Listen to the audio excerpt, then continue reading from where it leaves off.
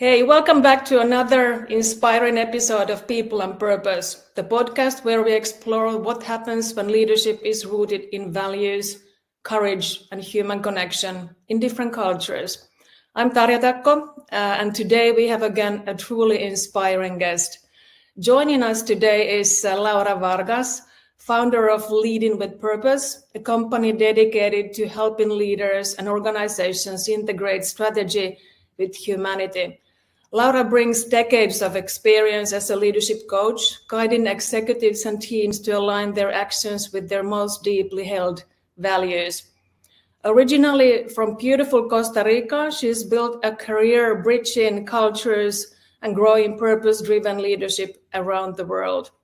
Laura believes and exemplifies that purpose isn't just another business buzzword, but a way of being, a lens for making every decision more meaningful.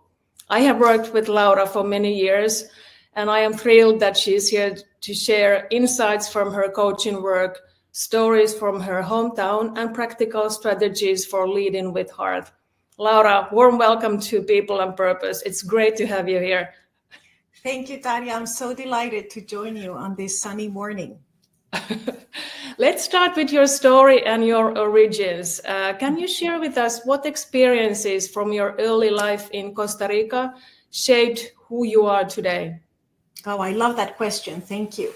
So I grew up in a wonderful paradise, and there are three things I think I would like to highlight from growing up in such paradise. And the first one is family. I grew up in a large extended family. My mom is the eldest of 12 children, and I was always surrounded by aunts, uncles, cousins, and a lot of love. And I really built a lot of confidence and appreciation for having such a big family, a nurturing family. The second, I think, big pillar in my upbringing was faith. My parents are practicing believers, and they raised us with strong faith. And they were not just practicing believers, they role modeled the teachings of our religion, and particularly that of helping others. So when my dad passed 3 years ago, for example, at his funeral, I had many people I've never met in my life join us and come and tell us about the wonderful things that our parents had done for them. And then finally, adventures in nature. That would be the third thing that really shaped my youth. I have a 13-month younger brother and also a little sister.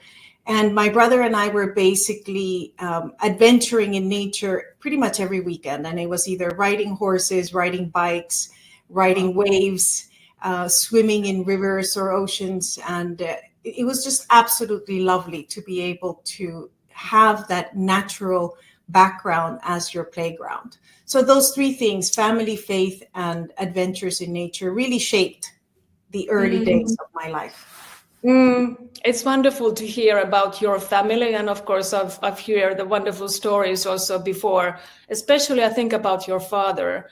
But maybe a question that who inspired? Do you have somebody who really inspired you in the community or in your family when you were growing up? Yeah, I think we go back to this, Tarja. We've had conversations around inspiring people before, and I'm really fortunate that I was brought up in a nucleus of three very inspiring people. My mom, my dad, and my 10-year-old younger uncle, who was part of our family from the beginning, from when I was born. And from my parents, I got this amazing love for work, and that hard work is a reward, and there's no fear to hard work. So that I got from both mom and dad. And from my uncle, I really got this love for academic work and academic discipline. And so together with this, trio of wonderful people who raised me, I think I left inspired to work hard and to bring academic rigor also into my work. Was there a moment when you first felt, let's say, the pull towards purpose-driven work? Yeah, I think there were a couple of moments. One happened quite early in my life. I was in 6th grade, I remember. And I had a project to do for school around the economy of Costa Rica. And at that time, we had a Minister of Economics who was quite inspiring. And I read all his articles on the newspaper. And he, kind of planted this seed. And then, fast forward 1990s, and I'm in university in Massachusetts, and I met this professor. Her name is Barbara Thomas Slater, and she's now Professor Emeritus in the Department of Sustainability and Social Justice at my alma mater. And she was so inspiring about change, and particularly social change. So when I met her, I was majoring in economics. Meeting her basically meant immediately I added a second major to my university years. And that was, I think, those two things were really influential in me pursuing a more values-based driven career. Wow. What personal values from your upbringing still influence the way you lead? Perseverance. I think that comes from both of my parents and my uncle. Share the joy, share what you have, share your learning, and gratitude. I think those three are really strong values that come from my childhood. Yeah, and I have really been experiencing all of them, and I think also this sharing is something that you really lead by example.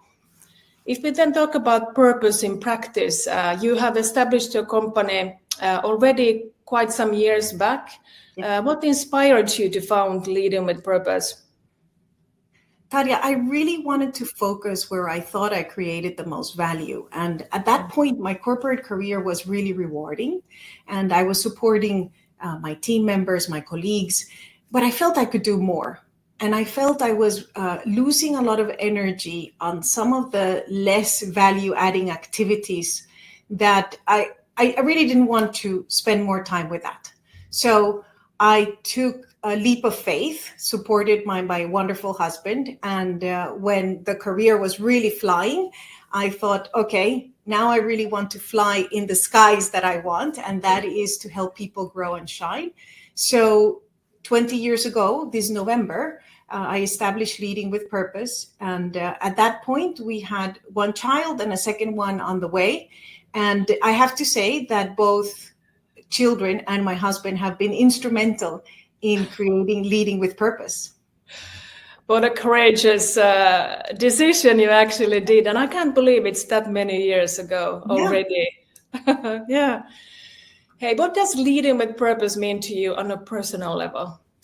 It means leading with clarity. It means crafting a vision and understanding why it is relevant, why it matters, why you should go there. It means to stop and reflect and then act. Can you share a project or a moment where you saw purpose really coming into life in an organization that you have worked for or helped now during the recent years? I think the most clear examples of using purpose come to me when we are discussing priorities. And when you're able to use your purpose to understand, okay, here's the magic 25 priorities. And then we really go through the disciplined exercise to understand how do those priorities get us closer to our purpose, and really use it to prioritize and create clarity in the organization of why we're doing what we're doing and how it is getting us closer to our purpose and vision. I think that is a really practical and significant way of using purpose. And I also know by experience working with you that you're really connecting the priorities and the work on the strategy. So everything is based on the strategy that the company has. Yeah, absolutely. So when we gather that strategy, so that list of strategic priorities, and we think, where do we start? What goes first? Because, we really cannot do everything at the same time. And we use purpose to understand that flow. And we use purpose to keep people connected to what they're doing on a daily basis. So it really makes the strategy come to life. I think that's the connection between strategy and purpose. Yeah. What are the biggest misconceptions about purpose in leadership today, if there are any? Yes. Oh my God. Yes. I think there are two of my favorite misconceptions. One is that purpose is something the marketing or advertising agency does and beautifies in some posters that we can hang up on, maybe some screensavers and maybe a couple t-shirts and things like that. That's a terrible misconception. And then the other one is that that once that we've stated the purpose, we're done. That's it. Purpose statement is ready, checked off the to-do list. Now we do what we do. Absolutely not. So purpose is something that needs to be crafted from within, both at an individual and organizational level, and it becomes our guiding light. It's a beacon that tells us why we're going where we're going. And we should be able to answer pretty much on a daily basis, how did I contribute to meaningful actions in our daily work? Yeah, so once the purpose has been crafted from within, as you said, can you share a few concrete examples that should be taken as actions once the purpose is out there, once it's crafted? Well, I'll give you a couple of some tactical and some a little bit more strategic. Yeah. I would love, for example, that organizations create a stronger discipline on meetings and that we have meetings that create value. And one of the ways we can do that is, for example, if our meeting template has at the top our purpose statement, and at the end of every meeting, we ask a question from the participants on a scale of 1 to 5, how did our meeting today get us closer to our purpose? And we do that reflection systematically. Now, I'll tell you, quite a few meetings will disappear when you start seeing that we're having meetings that, have at best a 1 to 2 contribution. And we start really spending our time in co-creation on those activities that really get us closer to purpose. That's a very tiny little thing that we can do, for example, on our regular meetings. Another one that we should do is that when we have our one-on-ones with our line manager, for example, we should be asking each other, what are you proud of in terms of your contributions to purpose since the last time we spoke? How have you contributed to purpose since the last time we spoke? What is inspiring you? What has changed? And that we have significant conversations, meaningful conversations about how we are driving with purpose. That is, creating that clarity of why we're doing what we're doing. I would love to see more of that. I also would like boards of directors to be more guiding with that purpose as well. And that would challenge the management team regularly on how what we're doing is helping us contribute to purpose. How do you think boards are doing today with those guiding questions and really having that in focus?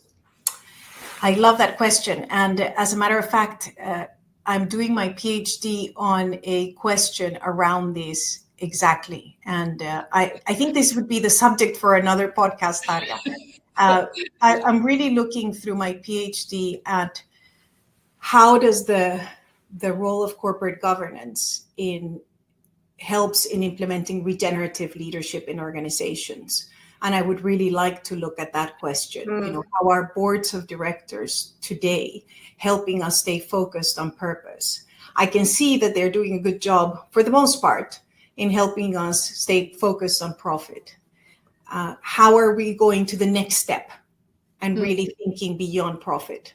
So that's the subject of my PhD and probably the subject of another podcast if you want. Definitely, let's do another episode around that, because I will also be actually fairly soon launching an article which is focusing on profit with purpose. So not moving from profit to purpose, but really linking the two. And I think board really plays a very important role in that. Yes, let's. 100% agreed. It is profit and purpose, not one or the other. Yeah, yeah. Hey, let's look at then a bit more Costa Rica and also through the global lens. So Costa Rica is known globally for sustainability and human-centered values. How have those national values influenced your perspective on leadership? Yeah. So on the one hand, well, to begin with, to take a step back, they have influenced me deeply.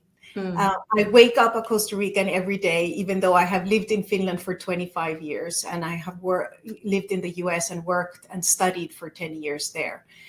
Costa Rica is my soul, it's my heart, it's what's really inside me.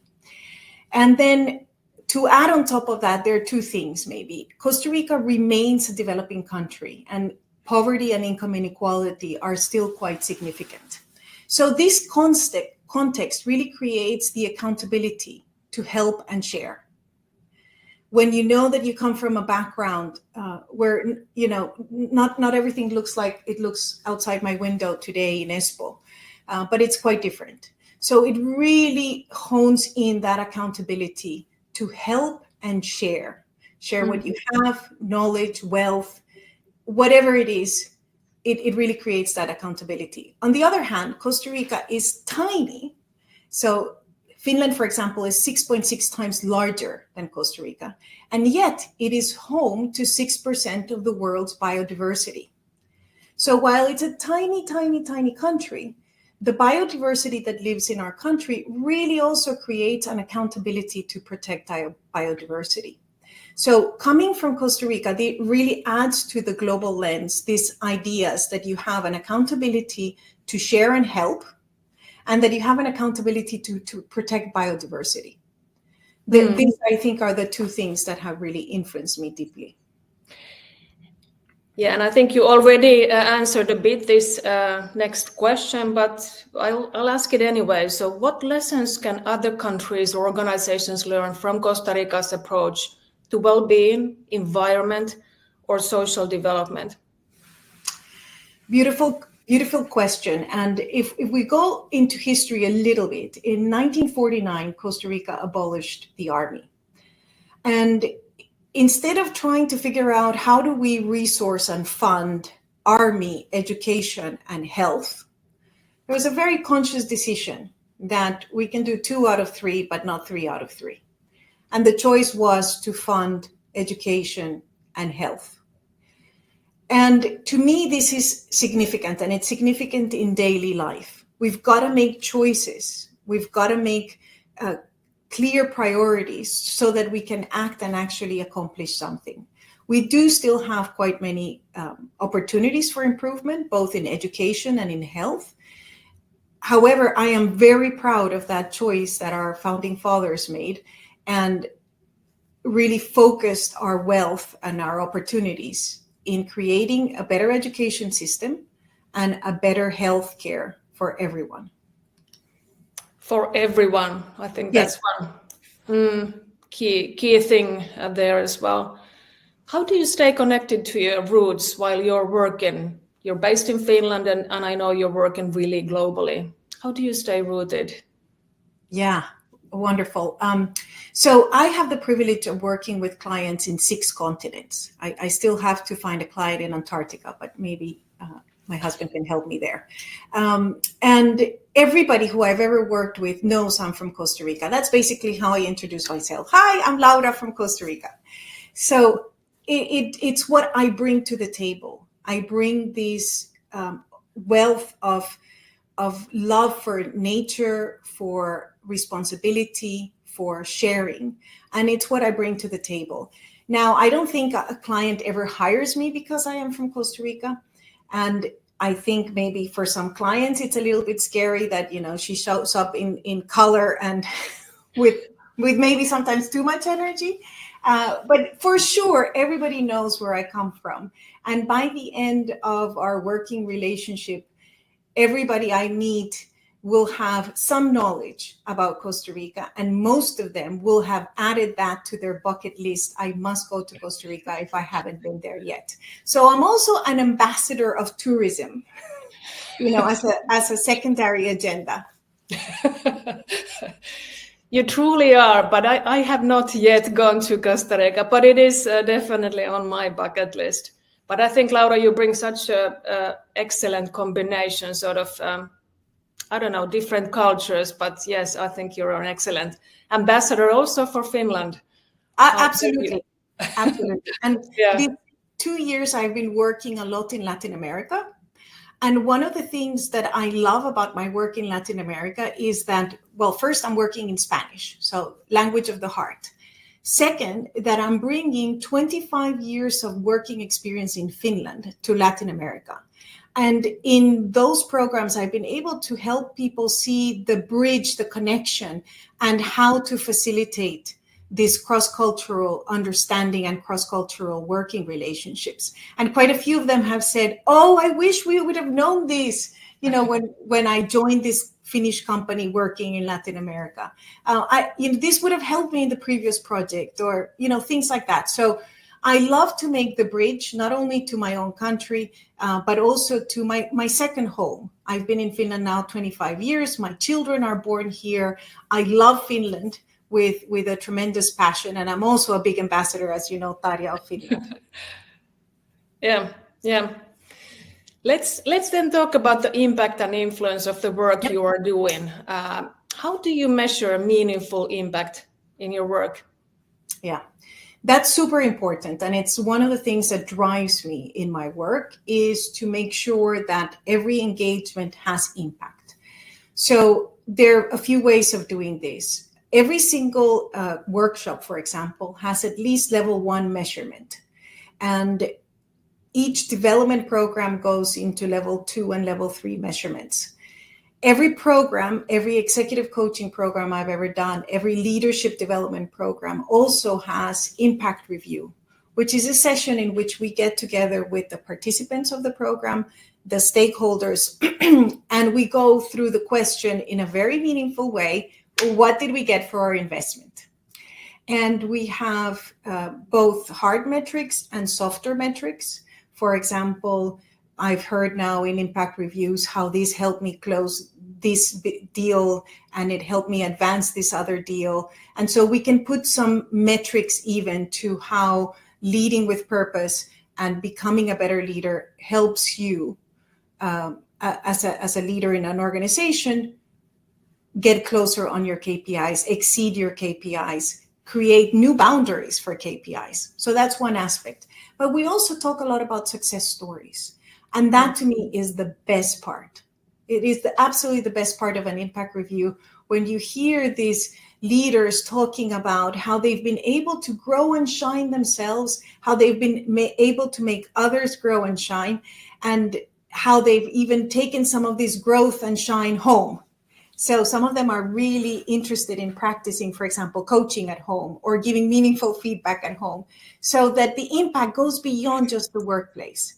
And so to summarize here, I absolutely want to focus on what's the impact, and to be very precise so that each engagement has a review of impact that the stakeholders can walk away and say, and answer concretely, this is what we got for our investment.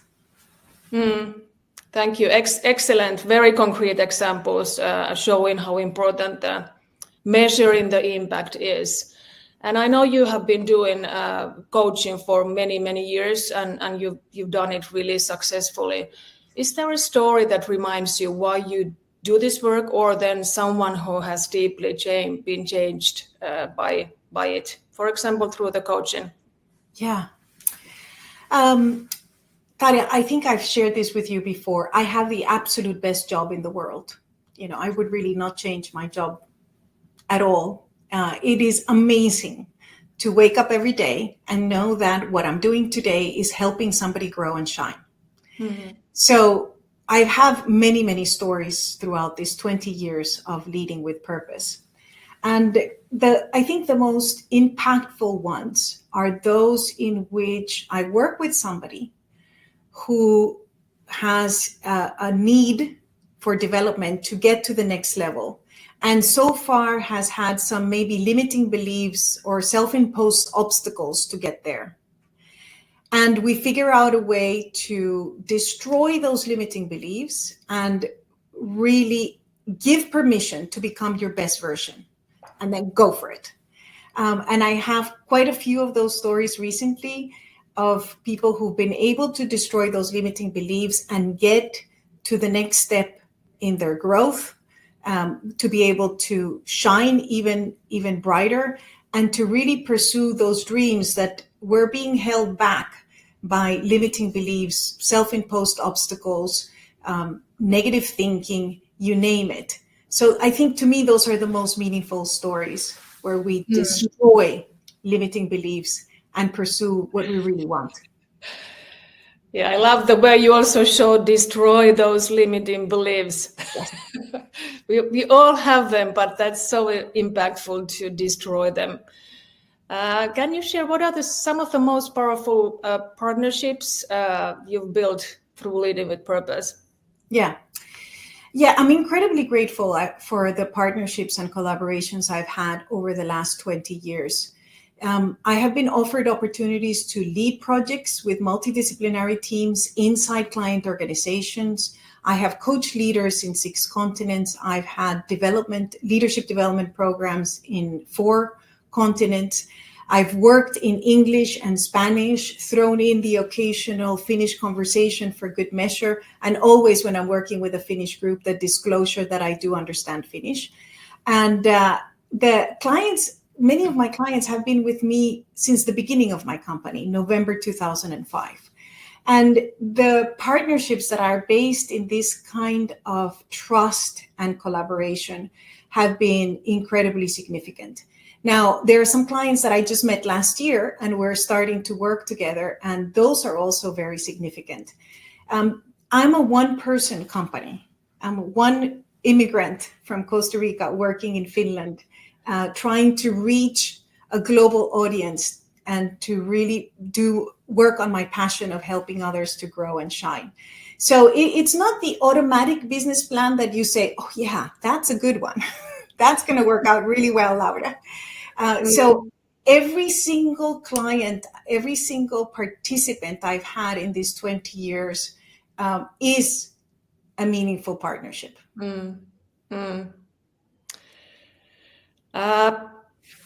Yeah, that's so important.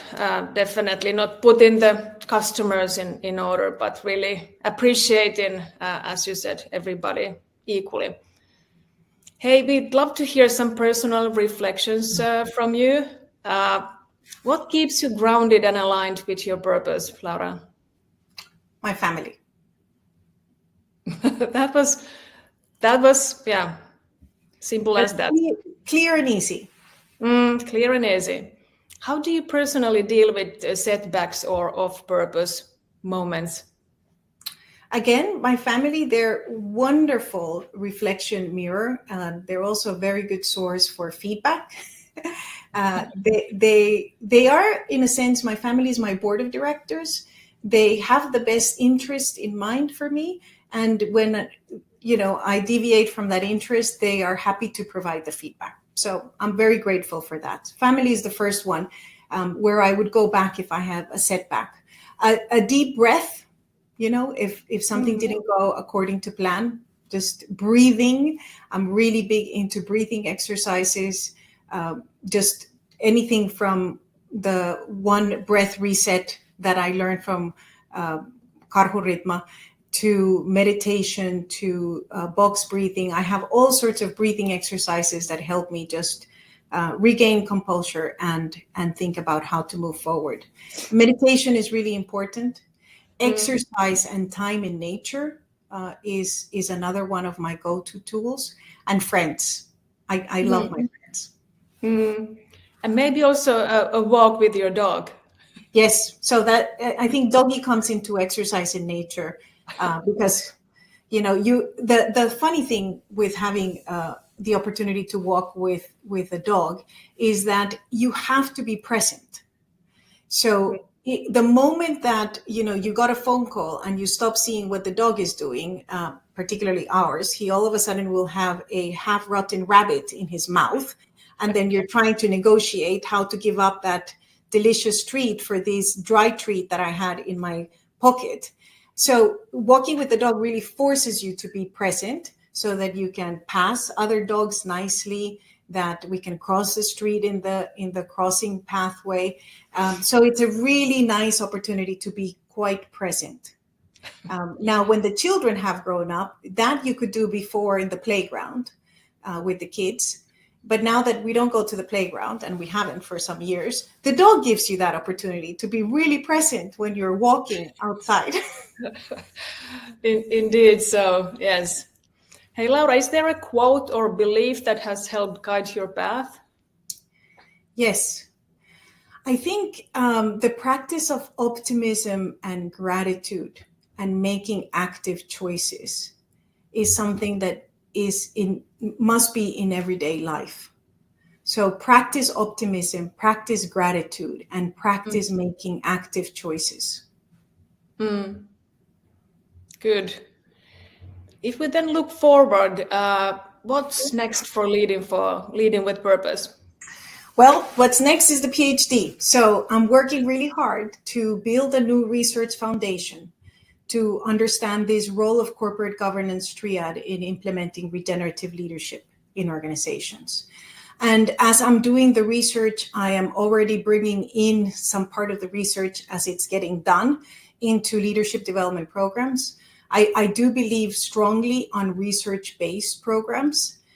So what is next is to continue doing the research, get my dissertation ready, and continue spreading this information, sharing the joy. Yeah. What are you most hopeful about when you think about the future of leadership?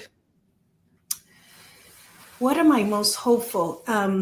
I have the hope that we will recognize that the way that we're leading needs to change, and we must do something other than what we have been doing.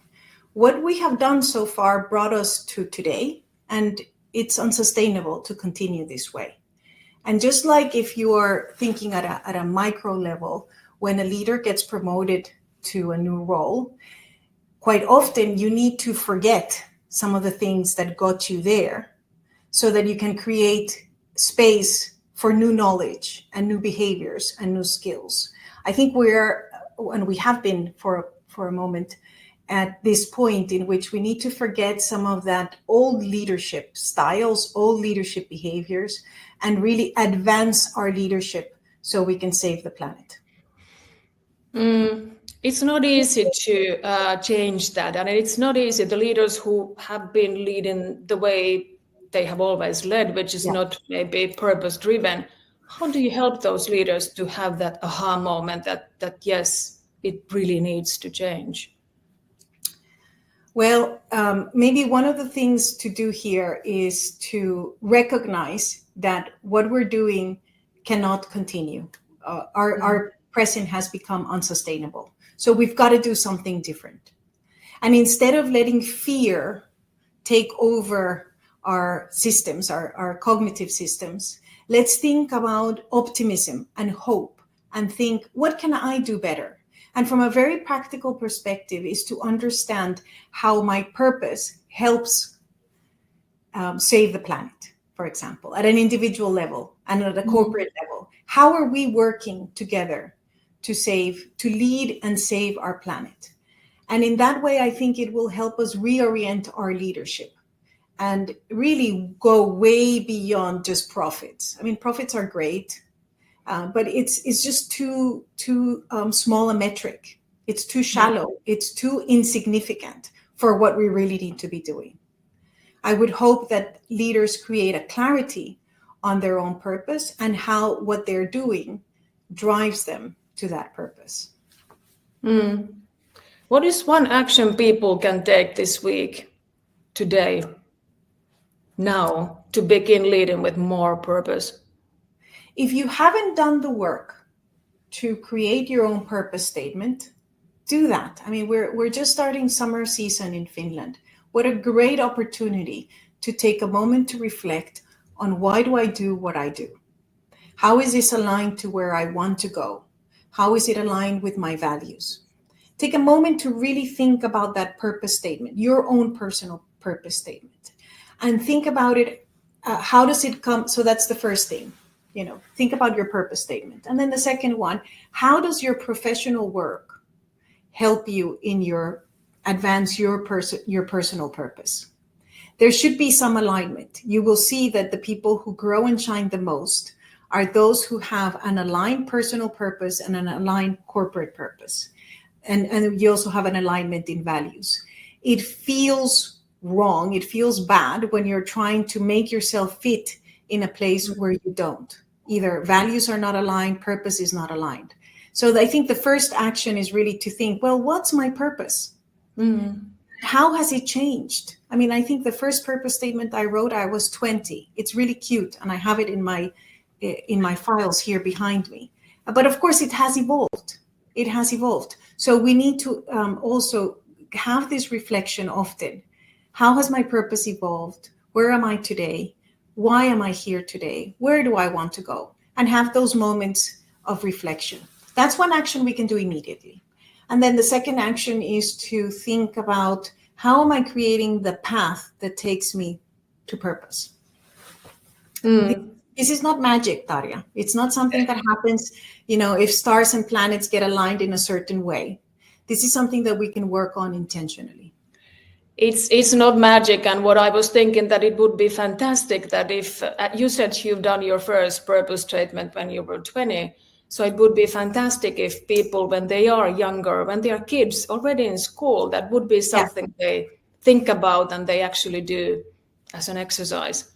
Absolutely. I was invited to my son's 9th grade class years ago. So he just finished high school 2 weeks ago.